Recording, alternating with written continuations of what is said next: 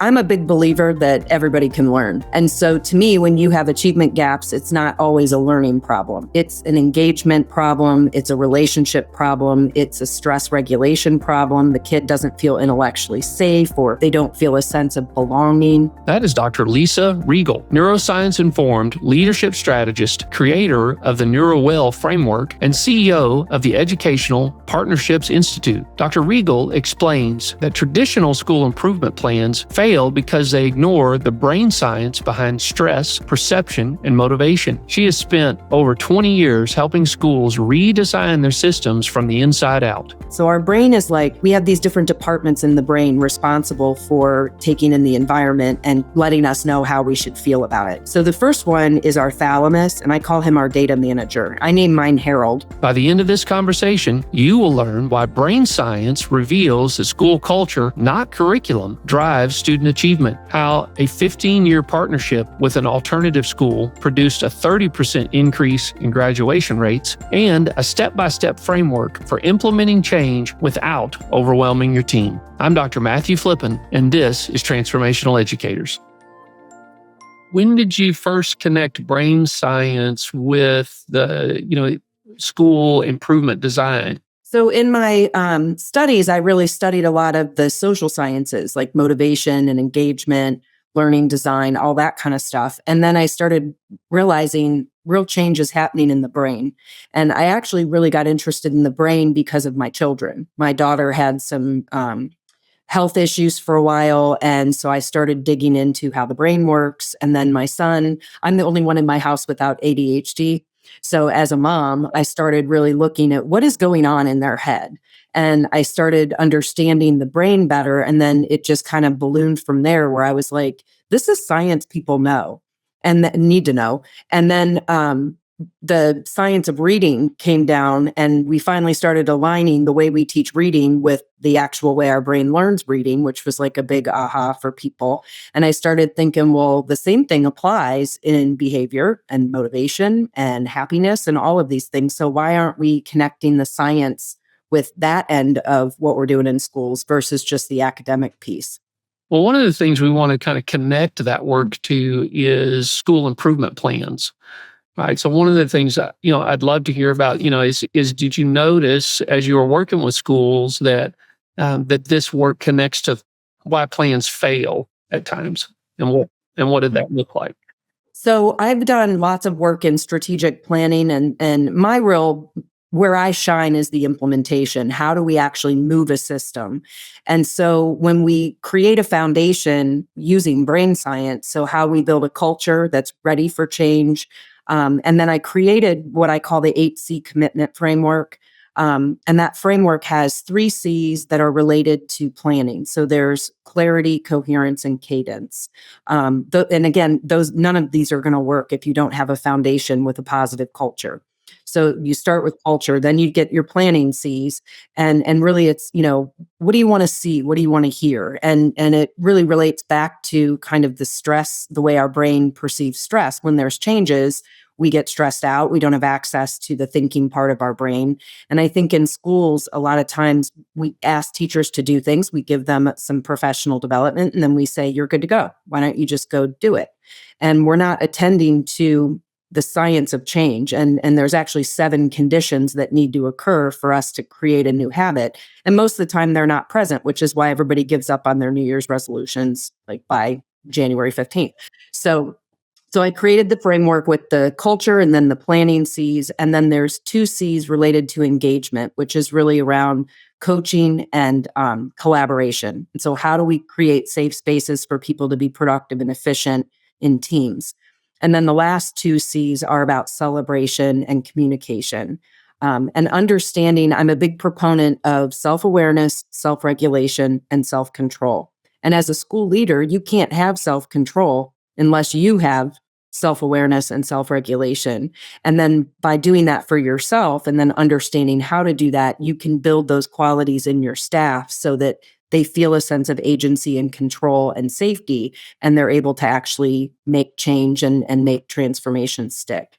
Yes, absolutely. Totally agree. I mean, you are so speaking our language of, that trust-based leadership is critical. That trust, establishment of culture early is necessary for all other things to move forward. So when you were a campus leader, I'm just curious, did you attempt to implement something and you ran into this kind of roadblock and that later contributed? I'd love to hear what that looked like.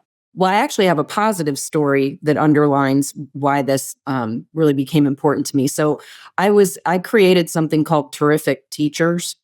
And so basically what I told students, nominate a teacher and just write a short blurb about why that teacher is so terrific for you. And so the students wrote that. And then we actually had like a evening event with like spaghetti dinner and cake and stuff. And I was stunned by the number of teachers that brought their parents, their spouses, their children. And then we had the students read what they had written about the teacher. And almost all of them, well, none of them were, they're amazing at teaching me how to solve a function. They were all about relationships and caring and being seen and being heard and being vulnerable and all of these things. And there were tears, and I got them like a little terrific teacher pin for their lanyard and a little certificate. And it was crazy because I went back to the school. This was like 8, 9 years later after we had done this, and people still had those hanging in their little cubbies in their offices, and they still had their pins. And it was just such a meaningful moment to say, hey, we need to recognize the human part of the system, because what I've pushed against so much, and so this kind of gets to the negative, is when we're trying to implement changes, a new curriculum is fine, but that doesn't solve underlying reasons why kids are disengaged. So we oftentimes have strategic plans that don't really include action steps and measurable outcomes for the human side of the system. And it was really and it was really difficult to get even my fellow administrators to get anywhere beyond just conceptual language. And so I always talk about, you got to move from your aspirations to operations. You got to go from conceptual to concrete. What do we see and hear when we have a culture that actually works for everybody? And I say all the time, culture is not words, it's actions. But a lot of schools spend thousands of dollars on words and posters and those little bracelets and things. But when you actually say, what are you doing? How are you building these sets of repetitive actions that lead to people living this culture? They don't really have an answer. I love that example. I mean, that is something that anyone could implement. This terrific teacher nominated by students in personal notes and a celebration. I mean, what a wonderful example. How did that connect to the improvements that you were trying to make on that campus?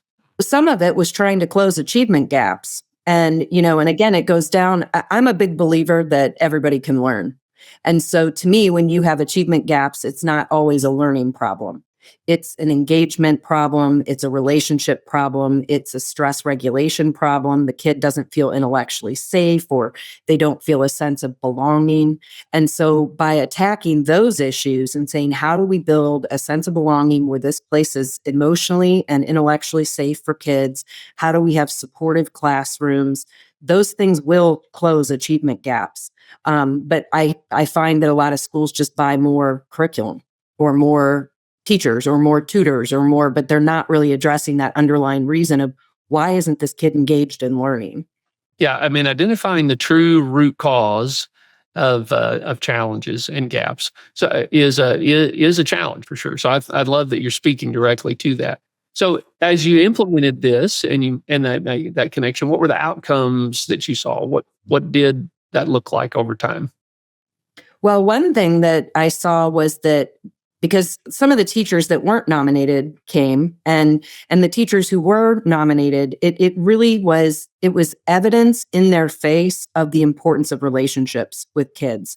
And we talk about that all the time, but I feel like, especially considering, because we measure what matters, and currently right now we're measuring credentialing, we're measuring content scores, math scores, English scores. And I feel like the whole system has moved from we teach kids to we teach content.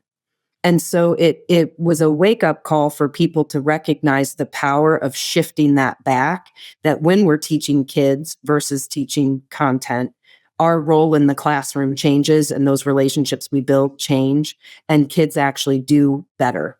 And I think it goes back to I always loved the at-risk kids. Those were the kids that I taught, and they did well. And people were like, I don't know how you teach those kids. And I'm like, I never have any problems. I don't have any problems with them. I respect them. They respect me. We get to work. We get things done. And so I feel like that whole process woke up a lot of people who were pretty rigid to the idea of, wow, we need to actually be thinking about the kids versus thinking about the curriculum and the content as much. And it's thinking about the kid and how safe do they feel, right? I mean, it's really very, very specific. Give us a little bit of insight into what's happening in the brain when a child that's from a challenging background walks into a classroom. What's affecting their motivation?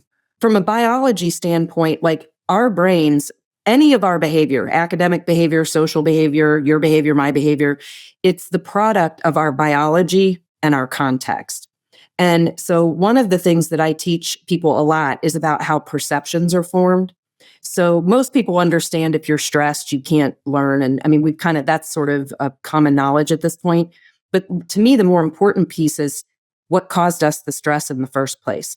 So perceptions are all formed in the limbic part of our brain, which is below our nose. So 80% of the thinking and traffic that's happening in our brain is unconscious. It's below our nose. So we're doing a lot of thinking we're not aware of. And that's where our perceptions come from. So our brain is like, we have these different departments in the brain responsible for taking in the environment and letting us know how we should feel about it. So the first one is our thalamus, and I call him our data manager. I name mine Harold. So Harold's my data manager. And Harold's job is to talk to my vagus nerve, and the vagus nerve is like a systems manager.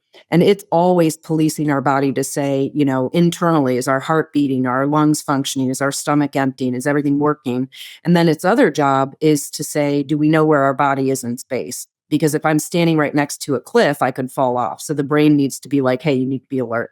So this vagus nerve is always monitoring what's going on in the systems and letting Harold know. The second thing Harold's looking at is all the sensory environment data. So what do I smell? What do I hear? What do I see? And then his first job is to go into our amygdala where we store sensory memories. Because that's another thing people don't realize. We don't have a library in our brain where we want to pull up a memory and we just go to the card catalog. And now I'm really saying how old I am because the card catalog, but they pull out the memory and read it. And that's our brain actually fragments memories and stores it in multiple places. So when we are forming a perception, the only memories that we have access to are our sensory memories. And so our brain's always looking for patterns because if every new experience was novel, our brain would explode. We wouldn't know how to respond. So we look for these patterns. So Harold goes in and says, what I'm experiencing now reminds me of and makes these sensory associations. So one of the then he pulls up these sensory associations. They almost act like a screen or a filter. And so if you think of reality like a banana, and then you put all these different filters and screens and shove that banana through, at the other end, it doesn't look like a banana anymore. And when we understand that this is going on, that's the biology of it. And then the context is what shapes those filters. And so one of the things I see that's a faulty assumption is, well, they're at school, they're safe, they're fine, they shouldn't act like this. And that they can leave their whole past behind them when they walk through the door. And that's not biologically possible because Harold's going into those memories. And if my teacher reminds me of my aunt and my aunt was a horrible person to me, my brain and body are going to respond the same way as they would with my aunt, as they would with the teacher. So those associations are not necessarily context specific. And so when we look at behaviors in the classroom, I always tell teachers, the past has everything to do with the present. And so if you see a student really struggling or disengaged or, shutting down or being combative, there's something in this current context that's triggering Harold to write a negative report and say we're in danger, and then triggering our security system, which I call Bob, is the amygdala, telling Bob, hey, you need to hit the panic button.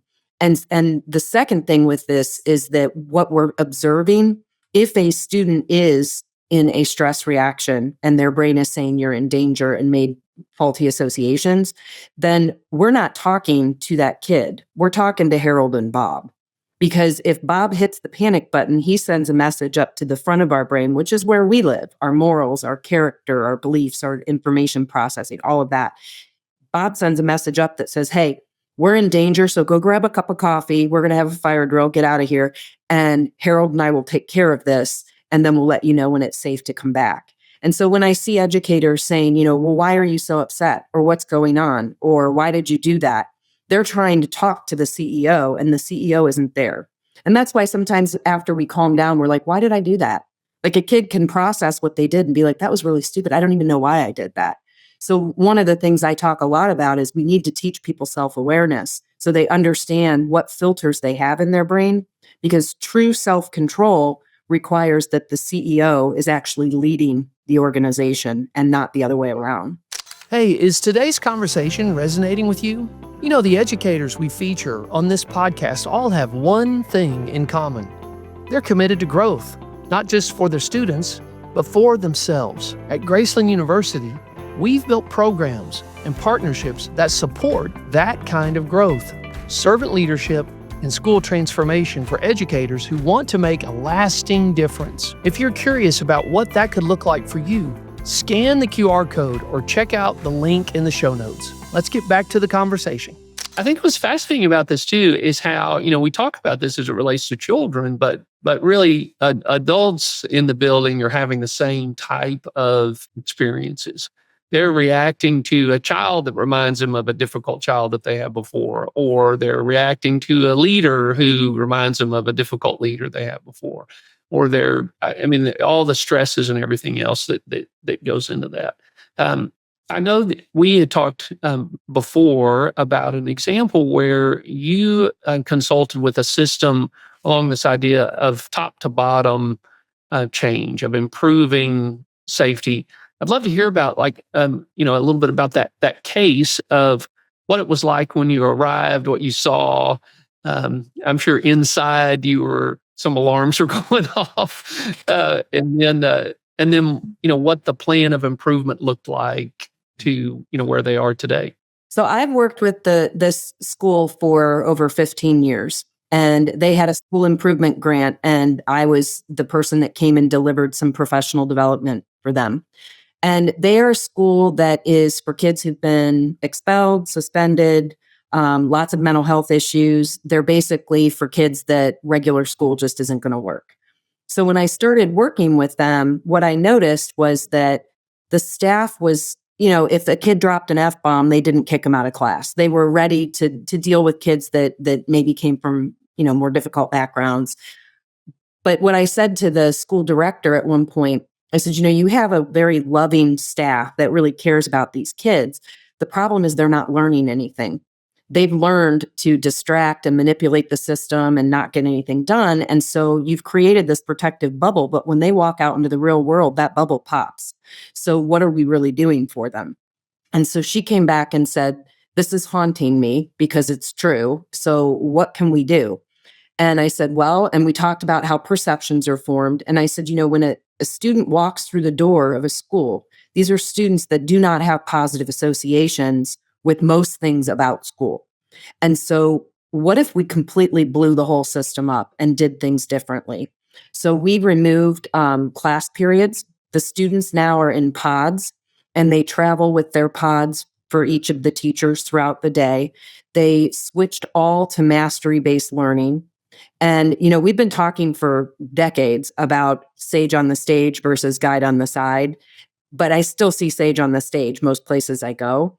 And so we really push to, you are a guide on the side. So instruction is delivered, they get choice boards, and you might say, okay, this unit's worth 100 points, and these items are 5-point items, these items are 15-point items, and students can select how they want to learn the material. And the teachers do almost no whole group instruction. In fact, I had a teacher who had geometry, Algebra 1, and Algebra 2 students all in the same class. So you can imagine the challenge there. Well, she did choice boards, and then she would kind of have one unit that would kick off on a day, and she would pull those students up and do some small group teaching. Then they would go back and work on their choice boards.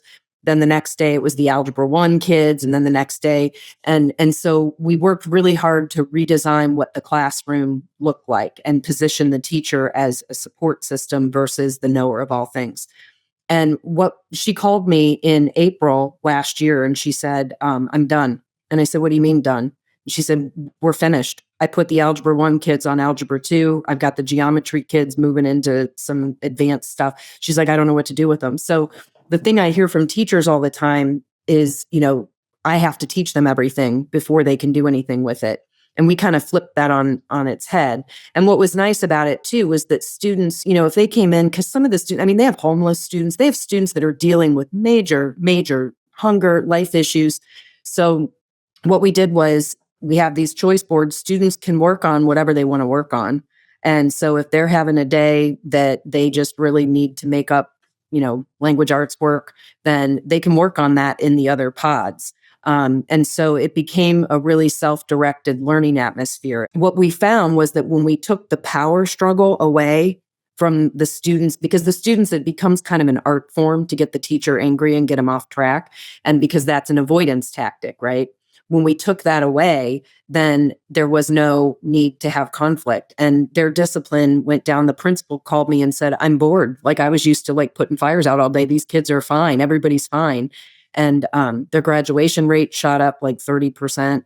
It's been really remarkable, and it just continues to evolve. And then we also have a very robust parent engagement program. So we bring parents in, we give them a safe space to learn a little bit about parenting and supporting learning in the home, and also just to have some fellowship with other parents. And so, sometimes they do crafts or activities, but it develops that trust and relationship with the school. And again, it shifts from that, we're all about just getting your kid a diploma, to we really care about your kid. And we want to work with you to make your kid the happiest, healthiest human we can help to make him. Wow, amazing. Lisa, what an incredible story. And this was a high school, there's a high school age group? 6 through 12. 6 through 12. Children that had been essentially expelled from traditional school. And I totally get. One, you obviously there's a great heart for children at this place among the staff, and but I totally see where that heart can sometimes lead to children underperforming or manipulating the system. This is really such a great example. So, what was the staff's response initially to let's blow it up? Right. Yeah. Yeah. Well, and one thing that was great is they trusted me. I'd been working with them for years. So, and they didn't have a tremendous amount of turnover. And so when we talked about it, we pulled up their data, we pulled up their discipline data, we pulled up and we said, let's just have a really honest conversation. What's the value for the kid coming here? What we're doing isn't working. These are kids that have, they come to the school with 2 credits and they've got to try to figure out how to get them to be productive. And I said, but just getting them a diploma with no skills, and that happens. We graduate kids who can't even read, and that doesn't make any sense. And so just getting them a piece of paper is not the pathway to success in their future. They need these skills. So we have to have both. We have to have compassion, and we also have to have expectations.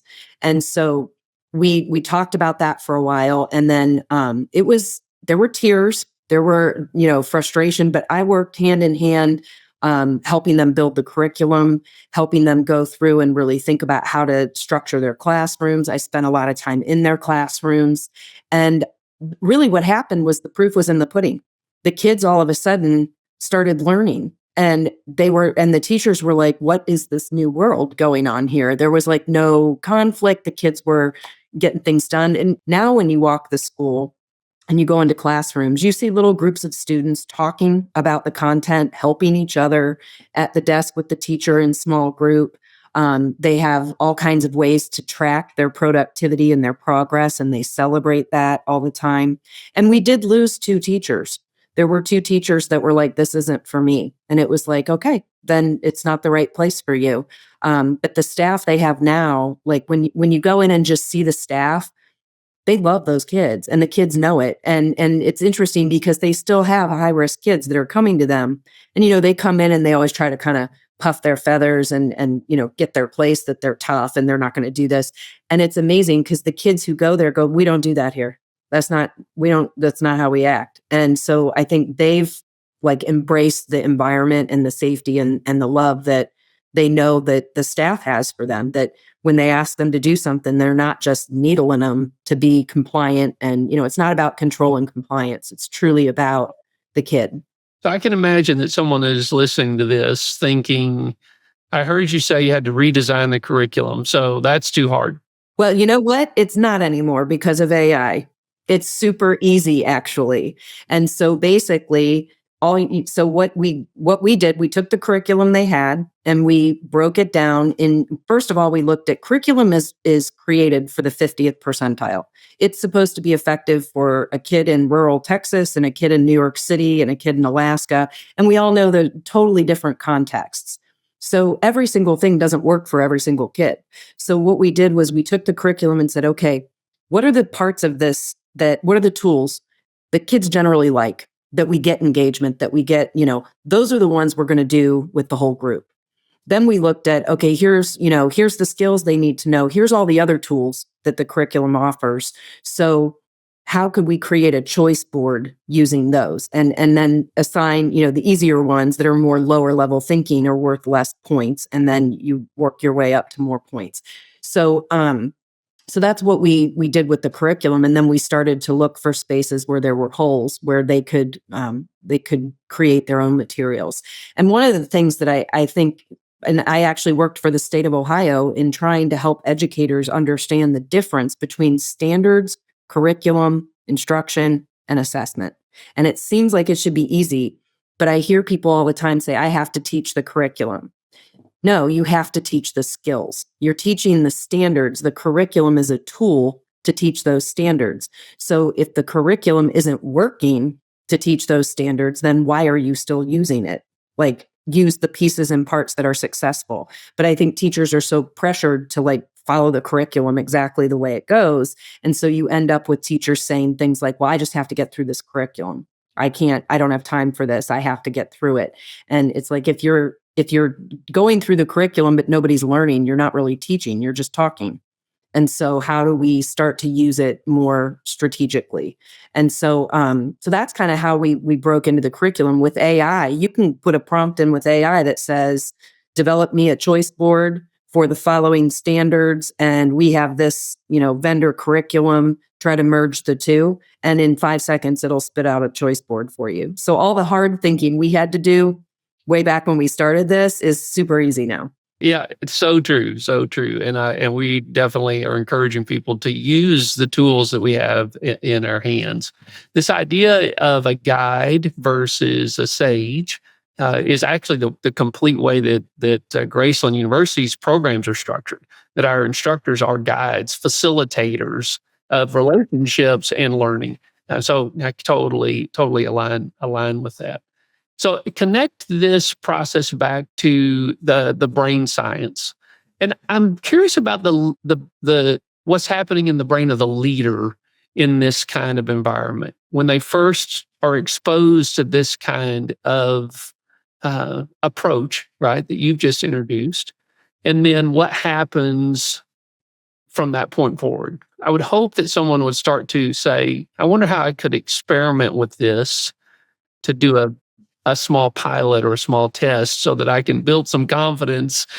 But tell me what's going on for the leader in this scenario. So the first thing with leaders, we want teachers to be guides on the side. That's what leaders need to be for their teachers. Then we went through and really worked that 8C framework. So we talked about culture. What do we do here? How do we act? And they, the kids live that culture. As I mentioned before, like when other kids come in, it's like, well, it's not how we do things here. And so it really is. And she protects that culture from outside forces.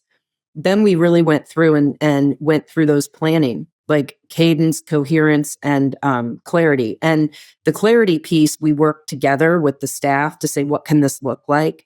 And the coherence piece was like, how do we tie all these things together so we don't have 50 different initiatives going on? But the real one was that cadence piece. And I think this is the part that principals have to be thoughtful of, is you're talking about going from a current state to a desired state that's very different. And so you have to create some stepping stones along the way.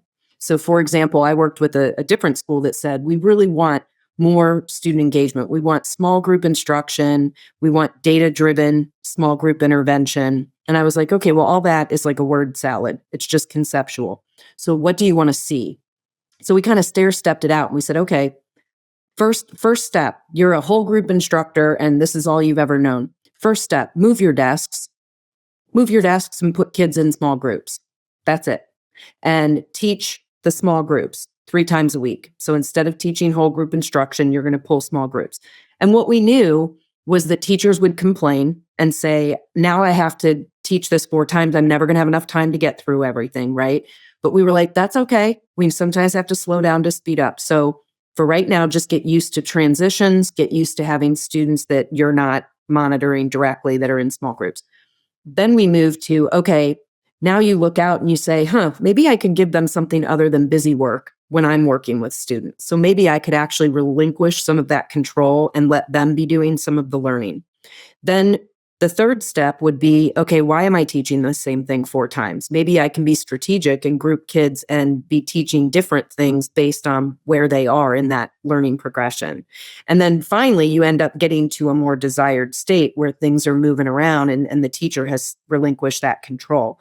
But it has to be done incrementally or the stress will get in the way of them being able to think clearly. And I hear this all the time in schools. I can't do one more thing.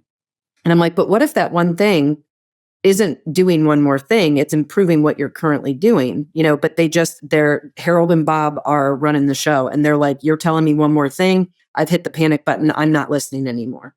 So I think there's a real art for the principal to have clear planning, but then also really strategic engagement. How are we setting up collaboration so it's purposeful and it's meaningful and it's specific and I know what I'm doing in this group? And then, the celebration piece is huge. So I talk about collective efficacy, building this sense of we can do this.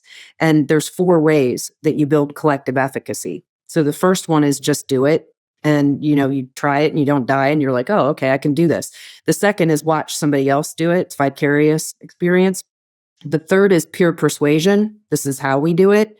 And the fourth is emotional arousal. It's that let's celebrate when we're doing these things. And so I worked with the principal and I work with all the principals that I work with to really be strategic about building that. So concrete example, we do what's called 100 ways in 100 days. And so we say, okay, here's our goal. Clearly, this is what we want to see and hear. This is what we're doing. And each meeting we have, I assign a couple people. I give them an index card, and it's important you don't do this on a Google form. It needs to be paper. So on an index card, you write what you did. So say you're trying to do more student-centered activities, and I say, well, I ran a simulation, and here's kind of what we did, 2 or 3 sentences. Here's what I'll do next time to make it better. So you're giving them permission not to be perfect, which is also important for your stress. And then the teachers share. So now you've got this vicarious experience of, oh, I could do that. Oh, that's a good idea. Then you take the cards and you post them in a lunchroom or copy area. And that becomes your sort of peer persuasion of this is how we do things here. So if I'm somebody who's dragging my feet, I might be making copies and look up and be like, oh my gosh, all my colleagues are doing some interesting stuff and I'm not. And so you start to get at challenging that teacher identity that I'm actually the one being left behind. So I want to speed up to catch up. And then, you get to celebrate and the principal can go in and notice these things and share them. And, maybe in a week, weekly newsletter, hey, I watched this, and this, it was awesome. Go talk to them about it. We also set up genius bars during professional development. So, as you think about all the micro skills that are important, like small group, you have to be able to transition. You have to, there's just lots of different things to do, or even grading. If you're doing those mastery boards, it's a little bit different on how you grade.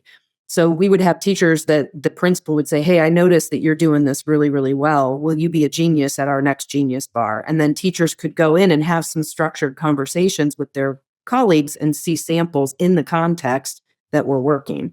So the principals have to really be a lot more strategic than just, I'll support you. Lisa, this is so helpful and been so practical. So I love that you've been able to take something that a lot of times people think is very theoretical and make it concrete all the way down to the very specific stepping stones as you just described them. So thank you so much for sharing this with us, sharing that case study, which is so beautiful, and allowing us to learn from just a little bit of your experience. For our listeners that want to follow and learn more about your work, what's the best way for them to do that? They can connect with me on LinkedIn. Just look up my name. And then also the book Aspirations to Operations is available on Amazon. And then I have a second book called NeuroWell, which is really NeuroWell's kind of kid-focused, teacher-focused. And then Aspirations to Operations is, okay, if you want a NeuroWell culture, you have to lead it. And so how do you lead it? And I hope that people who get the Aspirations to Operations book will truly take time to gain self-awareness, to really be reflective. So at the end of each chapter, there's stop and think questions, and I suggest people keep a journal. And then it works through all those C's. It has templates, it has step-by-step instructions, it has examples of how this works in practice. And so as they read the book, they're literally building their implementation strategy, and it's all built off of the brain science and the human system so that it will stick when they work on the transformation. That is fantastic. I love that. Well, we'll be sure to put links to those in the show notes so that people can find those. And I really encourage everyone to get both of these books that obviously are very practical, based on sound science. And I do keynotes, I do workshops, just to help kind of kick this off and get the principals sort of, on the same page. So if anybody's interested in talking with me about having me work with their school, I usually take about 5 or 6 schools in a year that I can really go deep and support the principles and the transformation. And I found that has a great impact versus just a one and done, have somebody come in and do something. Sure. Yes. So, right. I understand the keynote versus the implementation guide. It makes a big difference for sure. But if you've found today's episode valuable, please share it with a colleague or an educator who would benefit. And if you haven't already, please follow Transformational Educators podcasts. Until next time, keep leading with purpose and transforming schools into places where everyone thrives. If today's conversation gave you fresh insight or inspired you to lead with purpose, please follow the show and tell a friend.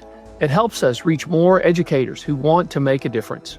For more stories, resources, and tools to support your leadership journey, visit graceland.edu. Until next time, keep leading with courage and care.